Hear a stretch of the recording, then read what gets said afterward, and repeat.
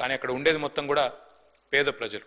ఎందుకంటే పేరుకి జూబ్లీహిల్స్ నియోజకవర్గం అయినప్పటికీ అక్కడ ఉండేది బోరబండ, రేమత్ నగరు, షేక్పేట, ఎర్రగడ్డ, వెంగళరావు నగరు, ఈ రకంగా మొత్తంగా ఒక బస్తీలు స్లమ్స్తో కూడిన ఏరియా అధ్యక్ష.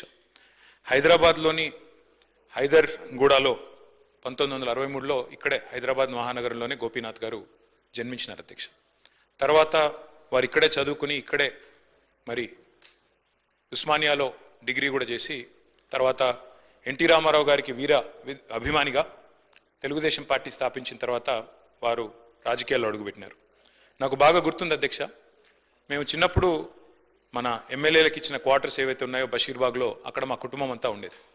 పెద్దలు కేసీఆర్ గారు ఆనాడు శాసనసభ్యుడిగా ఉన్నప్పుడు మొట్టమొదటిసారి 85లో న్యూ ఎమ్మెల్యే క్వార్టర్స్లో నివాసం ఉండేది అధ్యక్ష. మేము కూడా అక్కడే ఉండేది.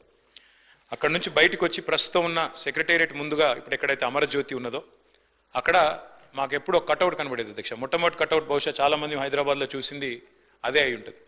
ఎన్టీ రామారావు గారి నిలువెత్తు కటౌట్ పెట్టి కృష్ణుడి రూపంలో రాముడి రూపంలో పెట్టి కింద రాసి ఉండేది అధ్యక్ష, మాగంటి గోపీనాథ్ అని చెప్పి రాసి ఉండేది. ఒక రకంగా చెప్పాలంటే హైదరాబాద్లో ఈ కటౌట్స్ కల్చర్ కానీ రకంగా చెప్పాలంటే ఆనాడు తెలుగుదేశం పార్టీ అధికారంలో ఉన్నప్పుడు ఈ రకంగా మరి ఒక అక్కడే పర్మనెంట్గా ఒక కటౌట్ తనకంటూ ఏర్పాటు చేసుకున్న నాయకుడు మాగంటి గోపీనాథ్ గారు. వారు చాలా క్రియాశీలంగా ఉండేది అధ్యక్ష రాజకీయాలు. చిన్న స్థాయి నుంచి కూడా మరి మొదటి నుంచి కూడా చాలా క్రియాశీలంగా విద్యార్థి దశ నుంచి కూడా రాజకీయాల్లో ఉన్నారు. తెలుగు యువతలో పనిచేశారు. ఒక పార్టీ ఒక నాయకుడిని నమ్ముకుంటే చివరిదాకా వారు ఒకసారి ఎన్టీ రామారావు గారి నాయకత్వంలో నడిచారు. తర్వాత తెలుగుదేశం పార్టీ ఇక్కడ నుంచి మాయమైన తర్వాత వారు కేసీఆర్ గారితో కలిసి మరి కష్టం వచ్చినా నష్టం వచ్చినా మరి 2 సార్లు కేసీఆర్ గారి నాయకత్వంలో ఎమ్మెల్యేగా గెలిచి మొదటిసారి ఎన్టీ రామారావు గారి పార్టీ తెలుగుదేశం పార్టీలో 14లో ఆనాడు మరి గెలిచి తర్వాత మరి టీఆర్ఎస్ నుండి కూడా 2 సార్లు ఎమ్మెల్యే అయినారు అధ్యక్ష. ముఖ్యమంత్రి గారు చెప్పినట్టు హ్యాట్రిక్ కొట్టడం ఎమ్మెల్యేలకు అంత సులువు కాదు అధ్యక్ష. గోపీనాథ్ గారి గురించి ఒక మాట చెప్పాలంటే అధ్యక్ష, వారు చనిపోయిన రోజు నేను హరీష్ రావు గారు ఇద్దరం ఏఐజీ హాస్పిటల్ నుండి బయలుదేరి వాళ్ళ ఇంటి దగ్గరికి వెళ్ళి కొన్ని ఏర్పాట్లు చేద్దామని ముందు పోయినాం అధ్యక్ష. ఆ రోజు నిజంగా ఆశ్చర్యం అనిపించింది మాకు. చెప్తారు అధ్యక్ష, మన హైదరాబాద్లో సామెత చెప్తారు, ఊపర్ షేర్వాణి అందరు పరేషాని అని. అక్కడ పోయిన తర్వాత నేను హరీష్ రావు గారు నిజంగా ఆశ్చర్యానికి లోనేను. గోపీనాథ్ గారు ఉండే ఇల్లు ఒక మాదాపూర్ ఆ ప్రాంతంలో చాలా చిన్న ఇల్లు అధ్యక్ష. నాకు తెలిసి 250-300 గజాలు కూడా ఉంటుందో ఉండదో, చాలా చిన్న ఇల్లు. ఎన్నడూ కూడా గోపీనాథ్ గారు మాకు తను ఎప్పుడు కనబడ్డా ఇందాక మరి ప్రభుత్వం నుంచి చెప్పినట్టు ఎప్పుడు కూడా చాలా గుంభనంగా చాలా ఎప్పుడు కూడా ఎక్కడ కూడా తనకేమైనా ఇబ్బంది ఉన్నా చెప్పేవాడు కాదు అధ్యక్ష. అక్కడ పోయిన చూసిన తర్వాత వాళ్ళ 3 పిల్లలు అక్షర, దిశిర, వాత్సల్య 3 పిల్లలు అధ్యక్ష. ఇంకా చిన్న పిల్లలు 20, 21, 22 ఏళ్ళు ఉంటాయి. ఎవరు కూడా ఇంకా పెళ్ళి అవ్వలేదు, సెటిల్ అవ్వలేదు. వాళ్ళని చూసి బాధపడ్డాం. తర్వాత ఇల్లు చూసి కూడా బాధపడ్డాం, ఇట్లా ఉన్నారా ఈయన ఇన్ని రోజుల్లో. ఎందుకంటే ఎప్పుడు ఏ ఫంక్షన్ వచ్చినా బాగా లావిష్గా ఖర్చు పెట్టేటోడు అధ్యక్ష. ఊపర్ షేర్వాణి అందరు పరేషాన్ ఎందుకన్నా అంటే ఎక్కడ కూడా ఏంటంటే తెలియనియలే మాకు ఈ కష్టం ఉందని కానీ ఇంకోటని కానీ. తెలంగాణ ప్రభుత్వం ఆనాడు బతుకమ్మ చీరలు అనే కార్యక్రమం మనం 2016-17లో ప్రారంభించినాం అధ్యక్ష. కానీ అంతకంటే ముందే గోపీనాథ్ గారు తన కాన్స్టిట్యున్సీలో బతుకమ్మకి చీర పెట్టే ఒక సంస్కృతిని కూడా తీసుకొచ్చింది గోపీనాథ్ గారు అధ్యక్ష. మనందరం గోపీనాథ్ అని ఇక్కడ పిలుస్తాం కానీ ఆయన మొత్తం కాన్స్టిట్యున్సీలో మాత్రం గోపన్నగానే పిలుచుకుంటారు. ఎక్కడ పోయినా ఏ డివిజన్ పోయినా గోపన్న అని మాట్లాడతారు.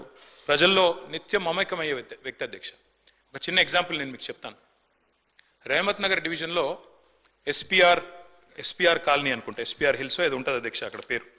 అక్కడ ఒక 5 ఎకరాల స్థలం ఉండేది అధ్యక్ష. ఒక క్వారీ ఉండేది. ఆ క్వారీ మొత్తం అయిపోయింది. దాని క్వారీ అంతా కూడా ఎక్స్కవేషన్ అయిపోయింది. అక్కడ కబ్జా పెట్టడానికి చుట్టూ బస్తీలు అవి ఉన్నాయి. అక్కడ కొంతమంది కబ్జా పెట్టడానికి ప్రయత్నం చేస్తూ ఉన్నారు లోకల్ వాళ్ళు కొంతమంది ఎవరు.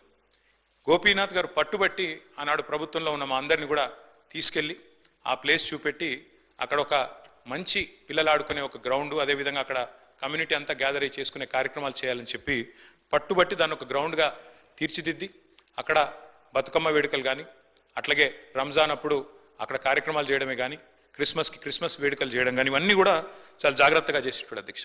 దాంతోపాటు అధ్యక్ష వారు మరి బతికినంత కాలం ఒక మాస్ లీడర్గా ప్రజల మధ్యనే ఉంటూ ఎప్పటికప్పుడు డైనమిక్గా తిరుగుతూ అర్ధరాత్రి సమస్య వచ్చినా అపరాత్రి సమస్య వచ్చినా అధికారులను వెంటనే సంప్రదించి పనులు చేసి పెట్టే ఒక మంచి మనస్తత్వం ఉన్న నాయకుడు అధ్యక్ష. మరి గోపీనాథ్ గారి మరణం, ఎందుకంటే మా నగర పార్టీ అధ్యక్షుడు కూడా వారు, దాంతోపాటు కేసీఆర్ గారికి మరి నమ్మిన విధేయుడిగా ఎన్ని ఒత్తిళ్లు వచ్చినా మరి ఒక నమ్మిన విధేయుడిగా మరి పార్టీలో 2 సార్లు గెలిచిన తర్వాత అదే పద్ధతుల్లో కొనసాగారు అధ్యక్ష. వారి మరణం మా పార్టీకి, అట్లాగే వారి కుటుంబం, వారి శ్రీమతి సునీత గారికి, అట్లాగే వారి పిల్లలకి, వారి తల్లి గారికి, వారి కుటుంబ సభ్యులందరికీ, వారి బ్రదర్కి అందరికీ కూడా తీరని లోటు అధ్యక్ష. దాంతోపాటు జూబ్లీహిల్స్ నియోజకవర్గంలో తనదైన చిరస్మరణీయమైన ముద్ర ఏదైతే గోపీనాథ్ గారు వేసుకున్నారో తప్పకుండా ఆ నియోజకవర్గానికి కూడా ఇది తీరని లోటు. ఈ దుఃఖ సమయంలో వారి కుటుంబం తరపున మా పార్టీ పూర్తి స్థాయిలో అండగా ఉంటుంది అధ్యక్ష. పార్టీ కుటుంబాన్ని గతంలో కూడా ఎట్లా అయితే వివిధ మా సహచరులు మరణించినప్పుడు ఆ కుటుంబాలకు అండగా నిలబడ్డామో, ఎట్లయితే గట్టిగా ఆ కుటుంబాన్ని కాపాడుకున్నామో, అట్లాగే మాగంటి గోపీనాథ్ గారి కుటుంబం కూడా మరి పూర్తి స్థాయిలో గోపన్న లేకపోయినా వారి కుటుంబాన్ని సంపూర్ణంగా ఆదుకునే బాధ్యత, పూర్తి స్థాయిలో వారిని చూసుకునే బాధ్యత మా పార్టీ తీసుకుంటుంది. మరి ఈరోజు శాసనసభలో వారి సంతాప తీర్మానంలో ప్రసంగించే అవకాశం రావడం విషయంలో బాధను వ్యక్తం చేస్తూ ఈ శోకాతప్త సమయంలో వారి కుటుంబానికి, అదేవిధంగా వారి అభిమానులకి, అదేవిధంగా కార్యకర్తలకు కూడా వారికి మనోధైర్యం భగవంతుడు ప్రసాదించాలని కోరుకుంటూ తమరికి ధన్యవాదాలు. I request Minister for Agriculture, Sri Tummala Nageshwara.